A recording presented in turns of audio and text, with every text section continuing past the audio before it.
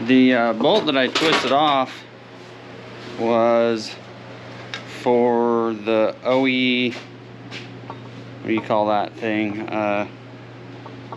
Track bar? Not track bar. The one that goes side to side. I just drew a blank. Now, the more I try to think of it, the less I'm going to remember. So I'm just going to shut up now and show you.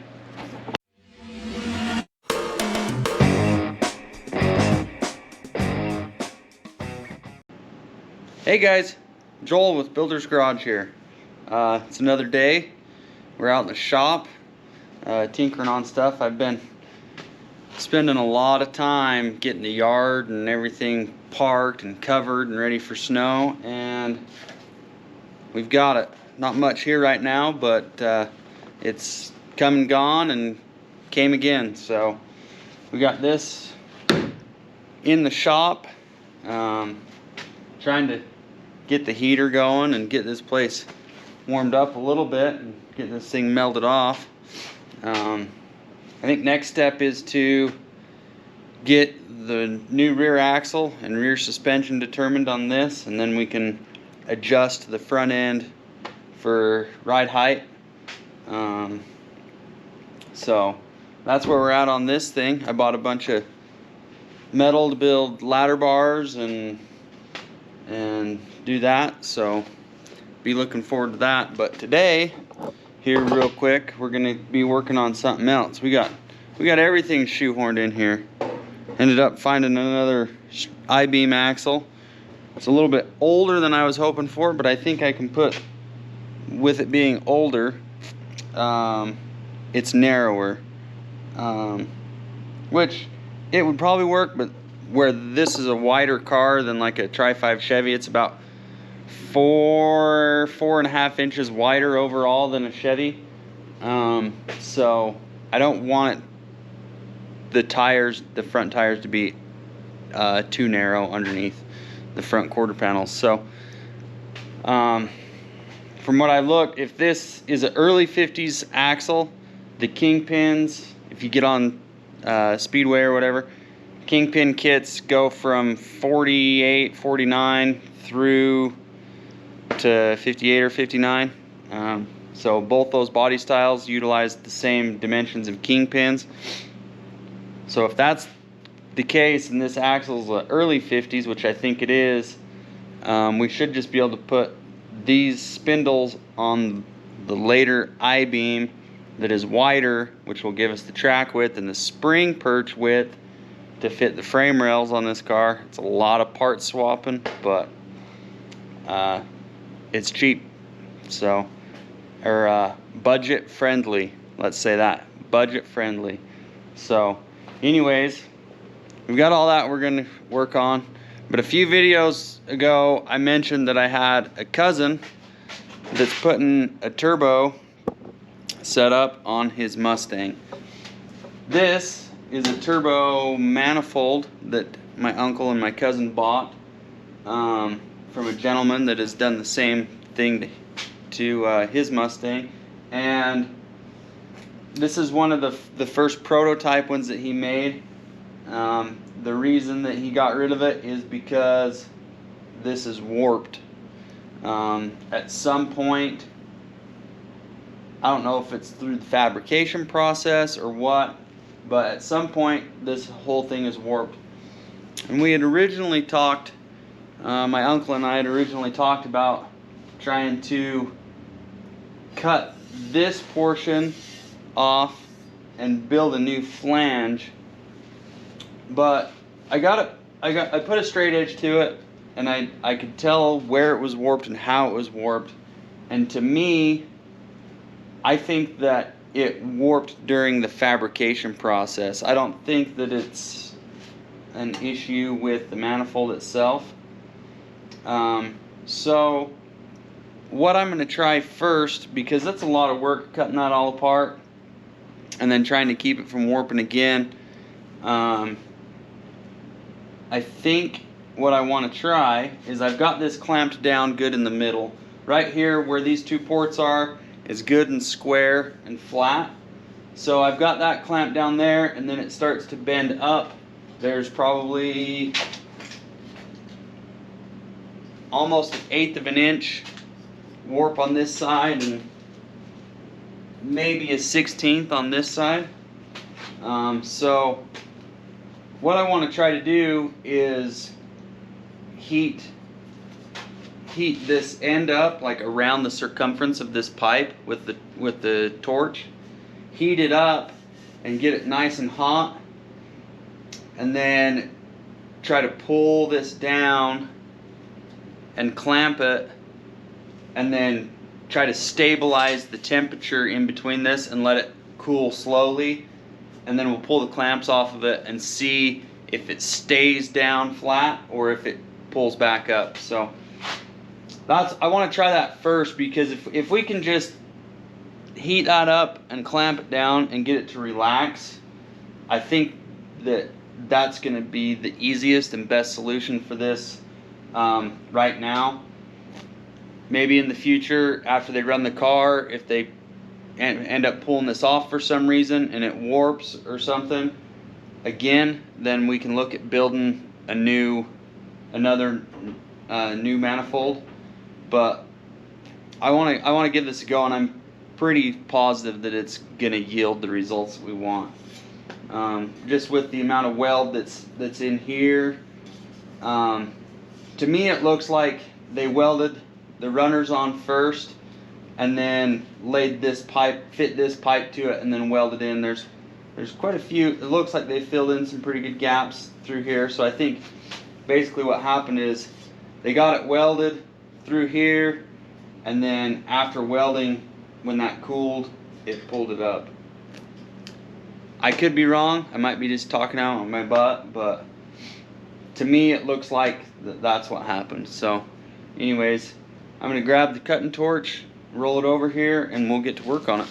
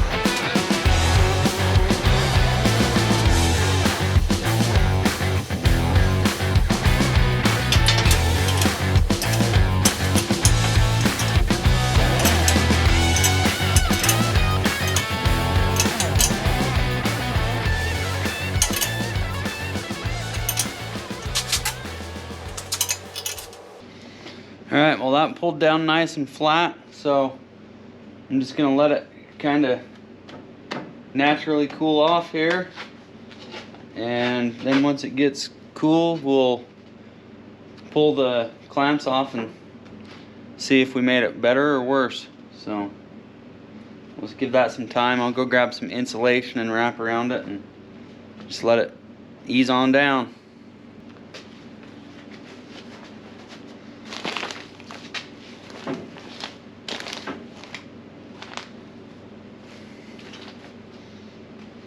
Alright, got some insulation wrapped around it. We'll just let that sucker cool on down. Then when it cools off, we'll see what we did. Alright guys, so we got that cooling off over there. I'm going to switch focus to the finishing of the removal of the rear end components. Namely the axle and torque tube and coil springs and probably fuel tank, stuff that's exhaust pipe, that type of stuff. We're gonna get that out of there, and then we can roll this other axle underneath it, put some tires on it, and see what it looks like. I jacked this up and put the car on jack stands, but I think that the rear end's still hanging by the shocks. So I gotta put the jack underneath this differential, lift it up, and unhook as much stuff as I can. And then, man, it's cold down here. Get 3 feet that way and it's nice and warm, but right here next to the floor is chilly, I guess. So anyways, put a jack under there to hold it up while I unhook the shocks. I'll drop this rear end down. What do we got? Emergency brake lines, torque tube, coil springs, you know, the normal. Probably just undo that 1/2 inch nut there, and hopefully that'll let her come down.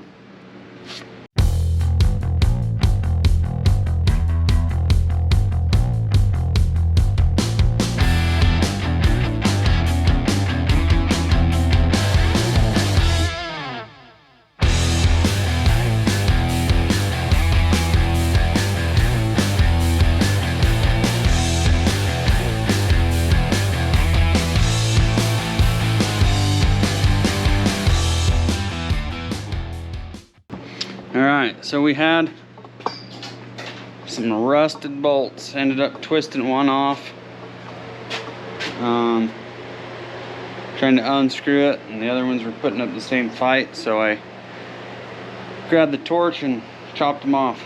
Got the tailpipe while I was at it, so we got that taken out. What am I looking for now? I'm looking for a pair of pliers. There's something else that another tool. Pry bar. The bolt that I twisted off was for the OE, what do you call that thing? Track bar? Not track bar. The one that goes side to side. I just drew a blank. Now the more I try to think of it, the less I'm going to remember. So I'm just going to shut up now and show you.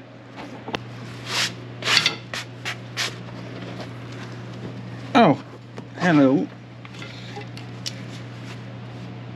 I'm laying right in the light. So the bolt that I broke off holds this thingy, and I know the name of it,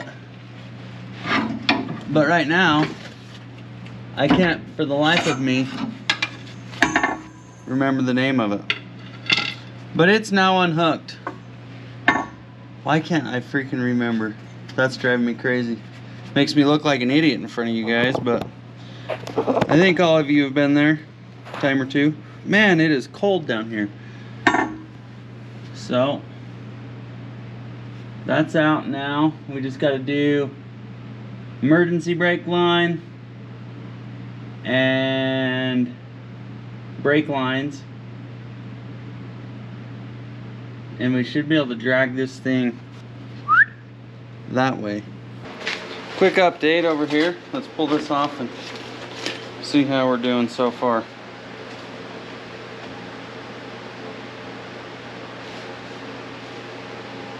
It's a little warm, but it's not hot. We'll let her sit for a little bit longer. Oh.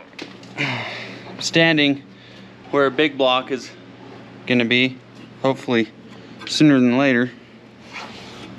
But with the way my schedule's been going, it'll be a few weeks. Hope you guys had a good Thanksgiving.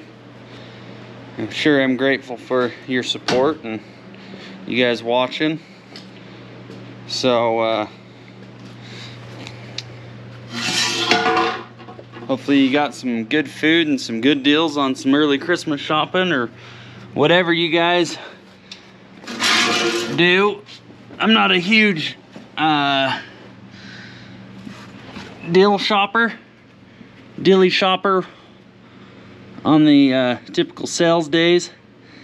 I'm not really into the whole commercialization of the holidays and all that stuff, so we just try to spend family time and do that stuff around then. So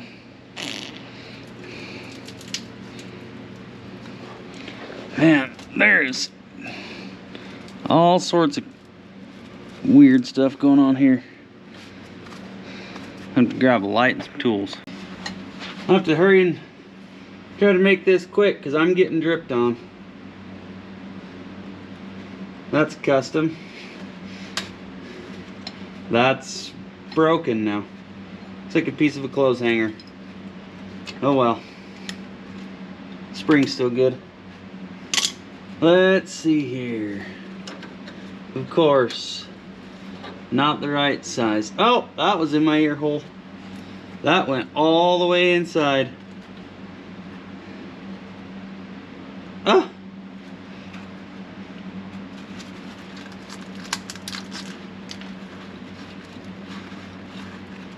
Maybe that's what's rattling on my other Buick. When you hit a bump, it's like cling, cling, cling. I wonder if it's this same thing.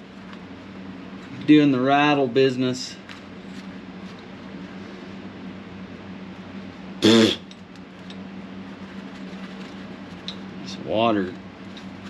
water dripping stuff is obnoxious, but it has to melt to go away.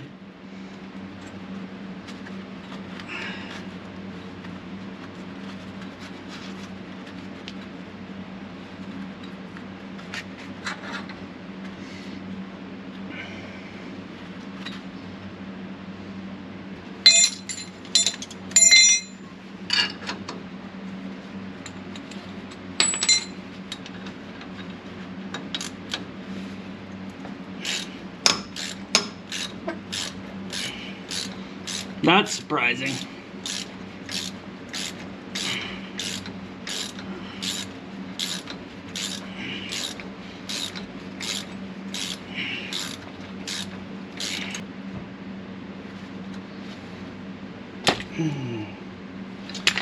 Well,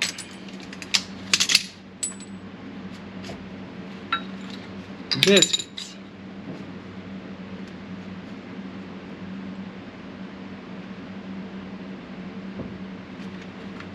That's not good. Ain't it? Just because I was wanting to save this cable, you know.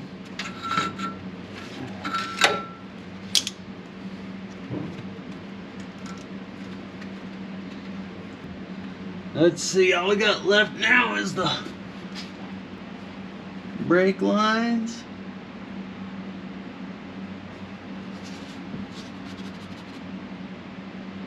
Man.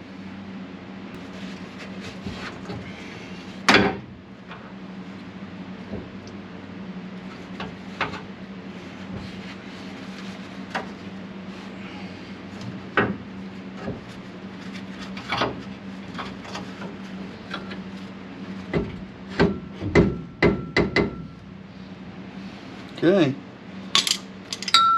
Let's see what we can do.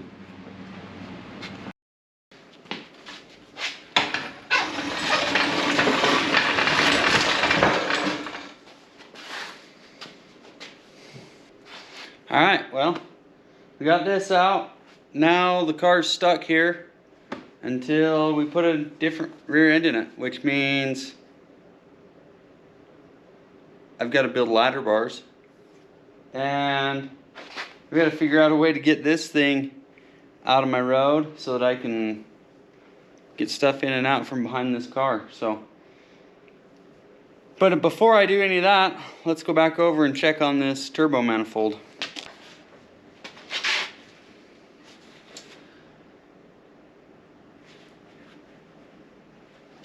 Huh.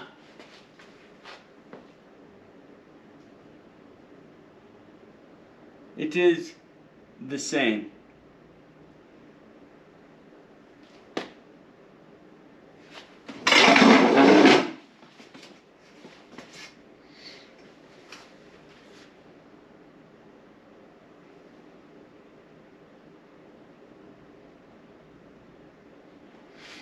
It is the exact same.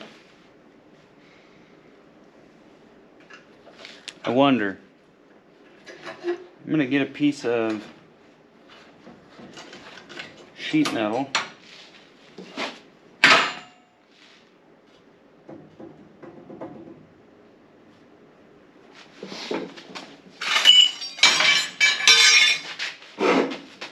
Like so.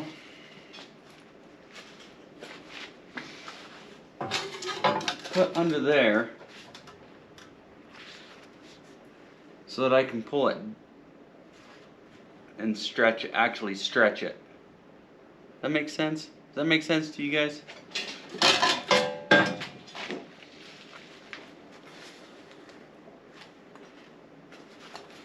I'm just glad that it didn't go the wrong way, like it didn't get any worse than it was before. So that's good.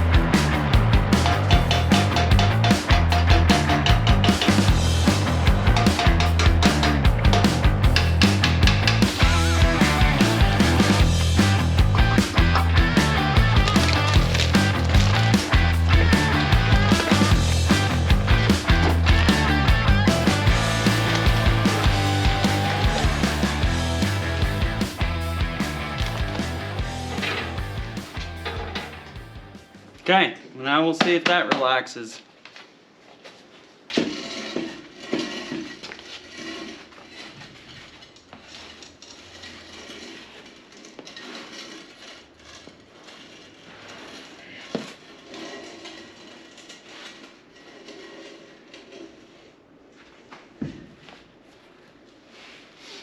So you might be thinking, isn't that a 8-lug truck rear end? And to those of you asking that question, I say yes. Yes, it is. So this is the Dana 60 rear end out of my 63 Dodge.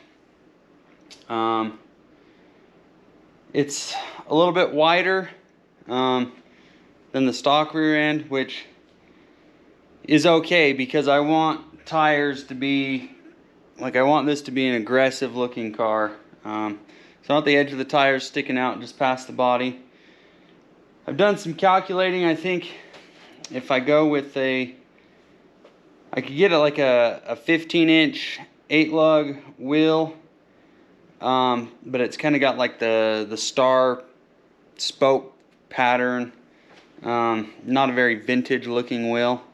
But I did find some 10x16s, steel wheels, and then like the Coker makes a 16-inch vintage drag slick. So I think that's what I'm going to go with, is a 16-inch wheel on the back. It'll let me set the wheels in just a little bit more than I could with the 15s. Give me a little bit more of a period correct, just like a steel truck wheel. But I was reading on the Ham, and they're saying that, you know, it wasn't super popular because these axles are heavier than what you can build. But there were guys building gassers in the 60s that did use the 8-lug rear ends. They said a lot of guys that did it would like flat tow their cars to the track or whatever, and so they could just unbolt the axles and pull them out and just put a plate over so they didn't, you know, get lose oil and get dust and stuff in there. They just pull the axles out to flat toe, and then they wouldn't have to unhook drive lines and all that stuff.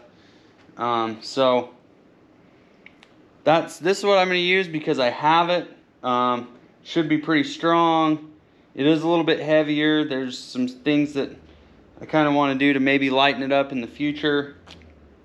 But right now I can put this in. The brakes check out good on it as far as like not leaking.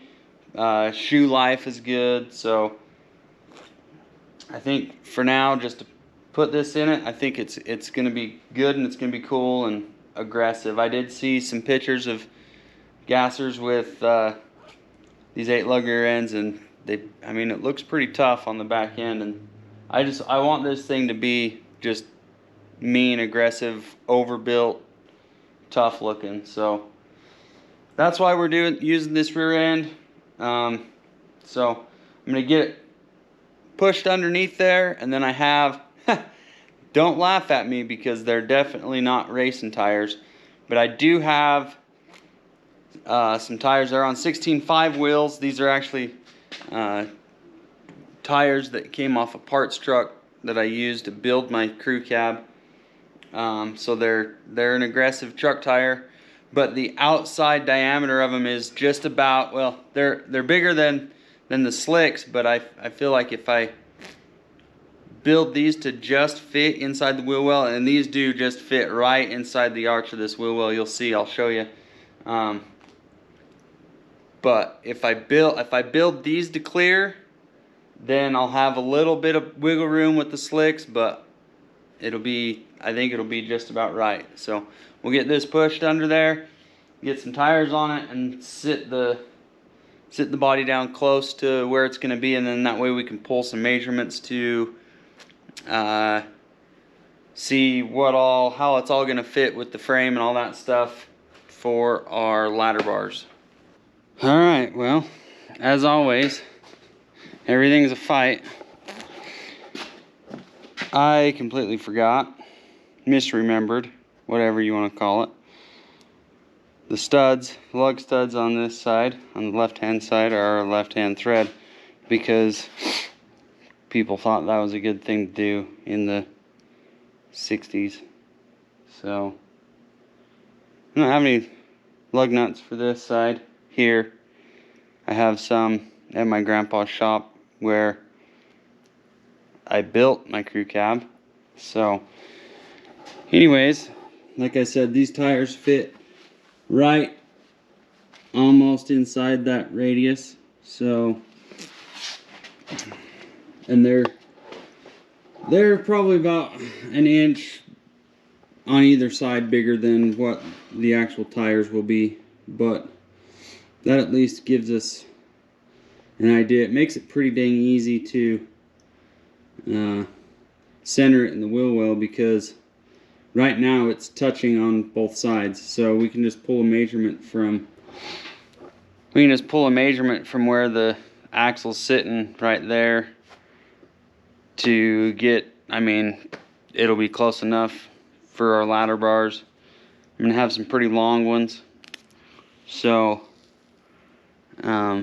but that's kind of about the height that the rear end will be sitting, maybe a little bit lower, I don't know. And then front end will be up higher than what it is right there, probably.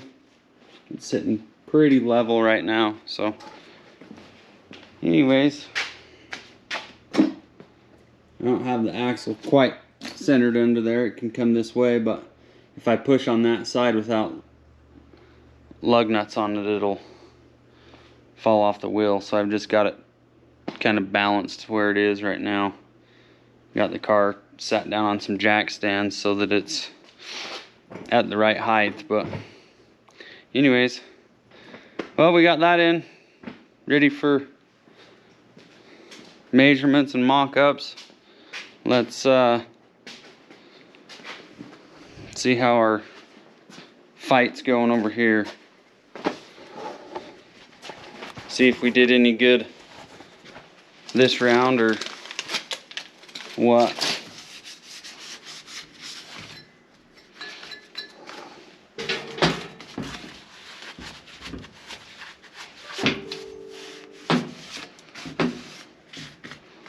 cool off a fair bit.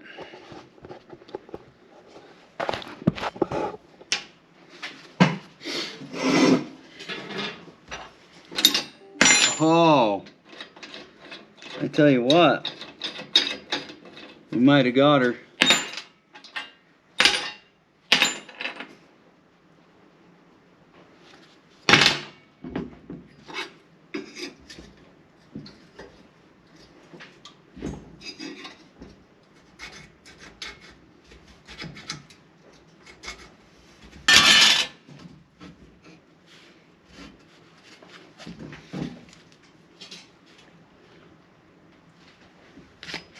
Dang, that is really close.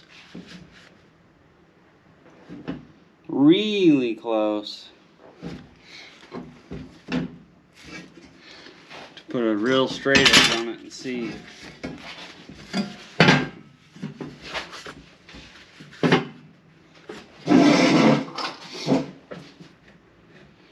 Man, if that was mine, I'd probably bolt it on, but I have to call my uncle and see if he's good with it or not. But right there, it's just a hair. I mean,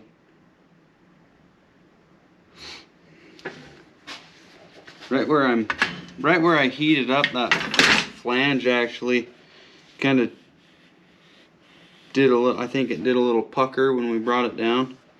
I think if a guy took a sanding disc and took that pucker out, it'd probably be nigh on perfect. We'll leave that there. It's time to go in the house for the day. But we're at a good stopping point. We gotta go get some lug nuts for the axle. Gotta make a phone call on this and see if we're good to continue or what he wants me to do with this. And thanks for watching. We'll see you guys on the next video.